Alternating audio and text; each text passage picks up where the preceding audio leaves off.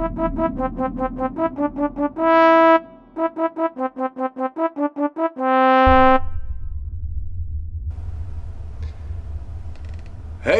how is everybody doing out there?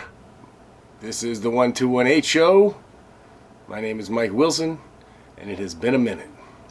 Actually, it's been like 6 months, I believe. So, I kind of pulled back a little bit doing these because it's just white noise, right? Everybody is doing the same shit, and that's, so you got to stand out to get ahead, and frankly, I'm short on time, so just trying to make time to do something that wasn't really anything special or particular seems sort of wasteful. So I wanted to reallocate my time and make sure that I wasn't wasting it doing stuff that was not going to, improve my life in any way, or my personality, or my, my headspace, my personality, whatever it is that to become a better person and improve your life and make the world happier. That's, the point of everything, really. So what have I been doing, you might ask? Well, first of all, there's, of my loyal 7 or 8 followers, several of you have reached out. Several of you have reached out and said, "Are you done? Are you not doing it anymore?" And that's not, no, I'm not. I am doing it. I like this podcast, and I've done all the groundwork. It's all here. The only thing I don't really have is a good space to record in, but the quality's fine. So I'm not going to quit doing it, but I am going to I'm not going to just do wasteful episodes. Actually, that's not true, because I have a new idea. So, part of what I don't like about just like the world of podcasting and or news, which podcasting is a form of sort of social information and news, anything from stories to how to build shit to, whatever the case may be. But I feel like, especially when it comes to the ones with current events and things that are going on in the world and all that stuff, everybody's always yelling at you. Everybody's always, it's kind of like my Will Smith rant 3 years ago, I guess now. It's just everybody's yelling at you all the time. And it's hard to, or even if they're not yelling per se, their opinions are so strong that it's almost like, okay, there's no room there to deliver another point or see another side. I don't like that. I always consider myself an open-minded person. I've always been difficult to argue with, because when I feel like I'm right, or when I know I'm right, I'll defend it to the end. The problem with that is I'm not good at arguing. So I get mad and I get loud and or frustrated, I should say. Not mad, really, but frustrated. If I get mad, it's mad at myself, because my brain doesn't work fast enough. Which, by the way, that was one of the things that I've recently come to revelation with, is one of the things that is most frustrating about me, myself, is the speed at which my brain works. Teresa and I watch Jeopardy. Now, I can get probably more than half of the questions right if I pause right after the clue, and then it takes me a minute to go through all the junk drawers in my brain, and I'll come up with the answer and be like, what is whatever. So on Jeopardy, though, you've got to have the answers on the tip of your tongue. One of the things that's brilliant about great arguers are great debaters. I remember I was really good at parliamentary procedure. I did FFA when I was in high school. I think for 2 years. And parliamentary procedure clicked with me. It was perfect. And I was like, man. And I'm actually looking back on it, I wish I would have stuck with that, because I just had a knack for it.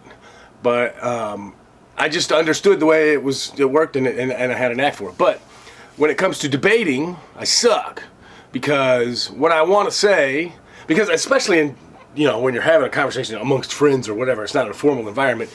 You don't really have, people are always talking over each other, and you got to make your point, and then, somebody interrupts and steps on you, whatever, and it becomes really frustrating, which is kind of cool about podcasting, because I could actually craft, if I have something I want to talk about, I could craft an argument, or craft a story, and then I can tell it, and if I wanted to, I could even go back and spend the time editing it if I jumbled words or spent too much time on a thought. So my whole point is I want to change. There's a radio show. I don't know if it still exists or not, but you remember Delilah?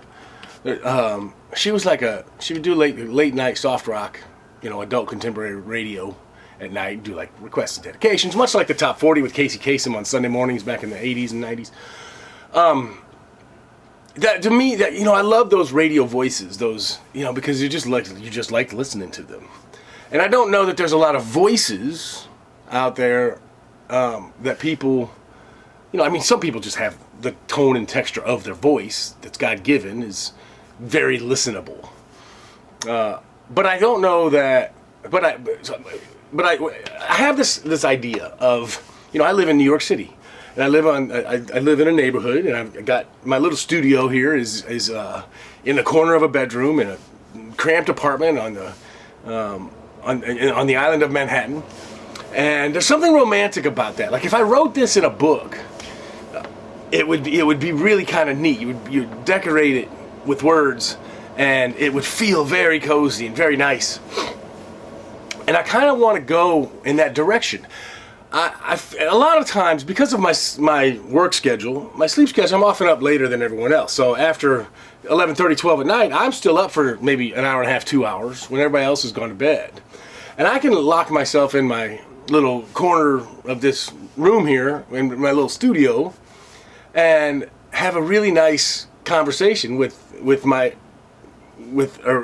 podcast equipment that I have. Put the microphone right up to me, talk very quietly, talk nice. Now, I'm thinking about doing these, and I don't know what necessarily the topics are going to be, but I do know that I think I'm gonna just kind of have this I don't want to say pillow talk, because I'm not trying to make love to all my listeners. But I do, well, that's not, I do want to, I think that I would rather it be a soothing, I would rather people be driving down the road and be like, let's listen to Mike. He'll relax me a little bit if they just got out of a bad meeting or had a rough day or whatever a little bit. Anyway, my point is I'm going to start doing more again. They're not going to be videoed. I'm not going to do as many videoed ones. I'll just I'll still put them up on YouTube if that's the way you watch them.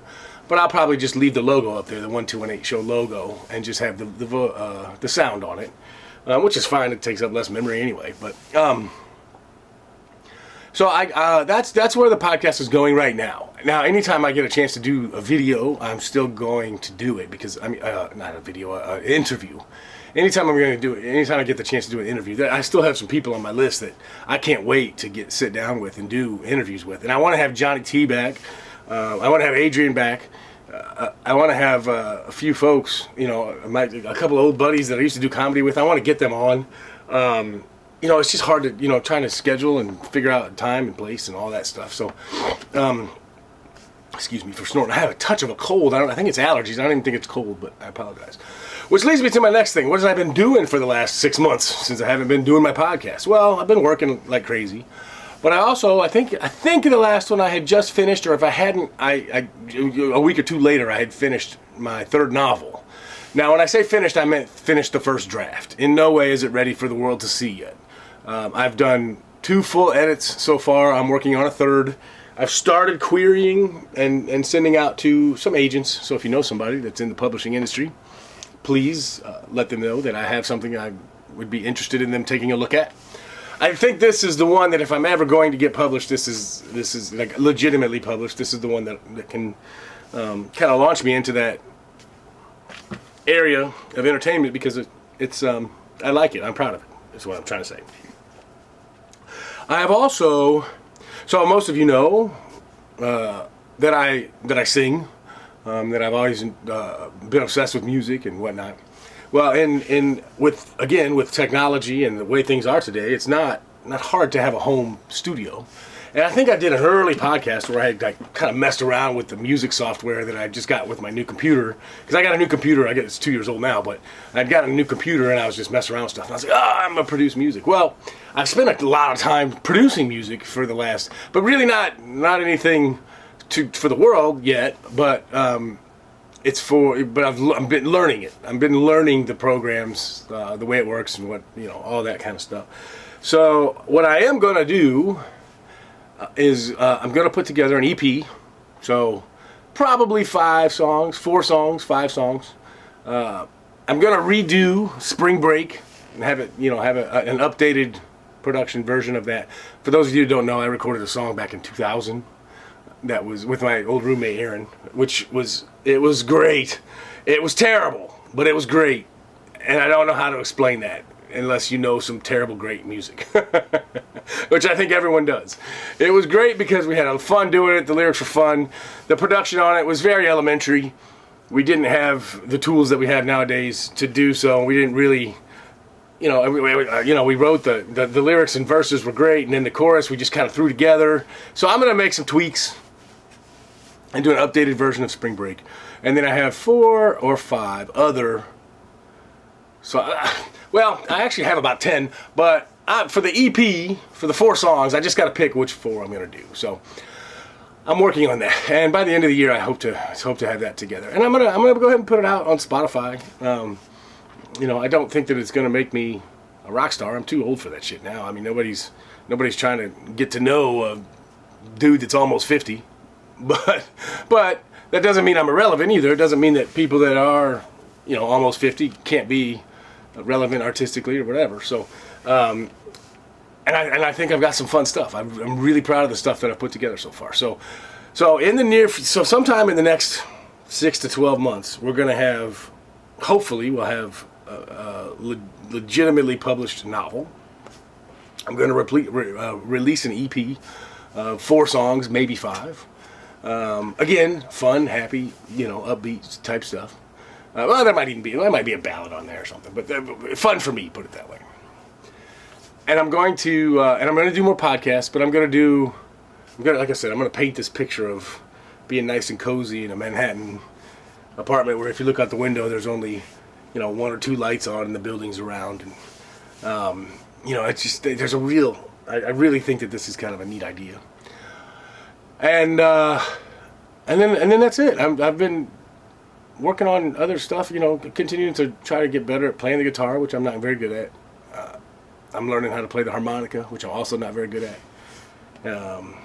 And going through the motions. So this is going to be the end of this podcast here. I don't want to take up too much more of your time, but look forward to having some just the audio ones. And if you just watch on YouTube, that's fine. But it's also I'm on Spotify. I'm also on Apple Podcasts, and you can go to the website too, the 1218show.com. The word "the" is in there, so it's www.the1218show.com. The website's on there. Something else too. So a year or 2 ago, my name's pretty common, right? Michael James Wilson. And, it's hard to get your name when you got a really common name. I can't, so I every 6 months or so, I do a search on these, on network solutions, and I find and I type in some websites. I own a bunch of domains because I just think they're good, maybe can sell them or something someday. And so I always use my names. I always type in my name, see if Mike Wilson shows up or whatever. And of course, they're all taken. Some of them are for sale, premium domain, buy this for $15,000, shit like that. But my full name, Michael James Wilson, became available about, I don't know, sometime in the last year. I couldn't believe it. So I now own MichaelJamesWilson.com, my own name. So I started building that website. So if you're bored and want to check it out, that's going to be the central, so I'll have the 2 websites going, the 1218 show and the MichaelJamesWilson.com. And I'm going to, the 1218 show, I will kind of really just stick to what I'm doing with the podcast and the show. And I'm going to, I have a photography section on there. That's going to get transferred over to the Michael James Wilson one. If you haven't visited the websites recently, by the way, check them out, man. I've done a lot of work on the 1, 2, and 8 show. It's pretty neat. I think it's pretty neat. And I'm going to start, but I'm really going to start working on my name. And I've come up with all these crazy names to kind of like a stage name to do my music act with.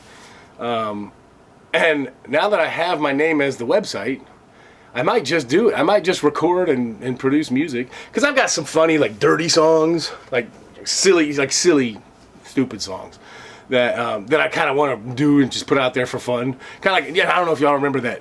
Remember the group Black Sheep, right? They did the You Can Get With This or You Can Get With That. It was 90s hip hop song. You can get with this or you can get with that.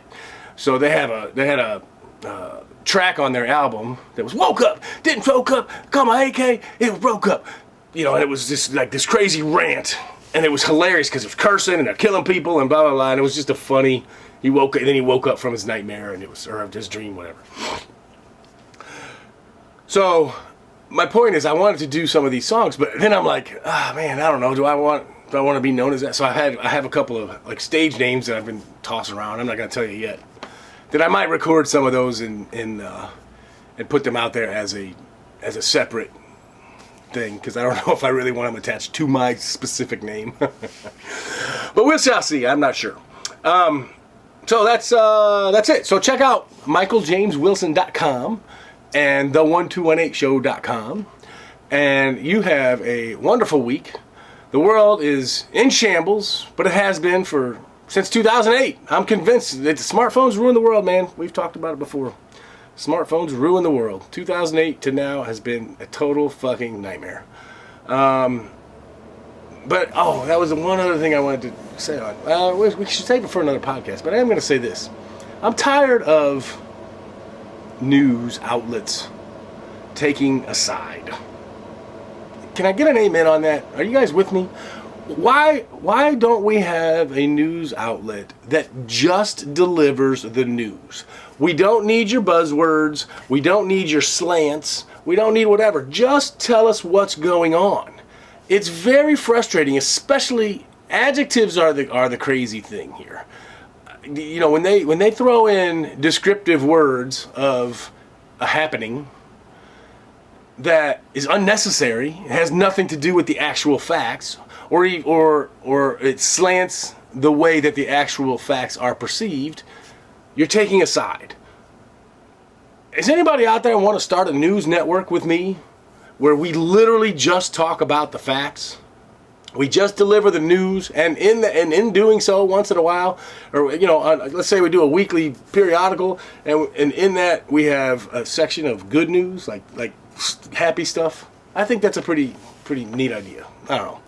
But I think that it would be cool if we started an online. I guess print's just so you'd have to be established to do a print thing now. Like if you're the New York Times, you can still print your paper and know that you're going to have X amount of subscribers. Nobody's going to get a print newspaper nowadays if it's brand new. So it'd be an online publication. But I don't know. That would be great. It'd be better than bartending. It'd be kind of cool to, but we'd have to get a couple million subscribers and sell advertising time on it. Not too crazy and not politically motivated advertising, but just advertising for news that is delivered the way it should be delivered. I think that would be really, some of these some news outlets, they try to, they claim that fair and equal and blah blah blah, but then you look at it and you're like, nothing about this was neutral. There was you were clearly on one side of the fence or the other, and even if you are taking both sides of the fence.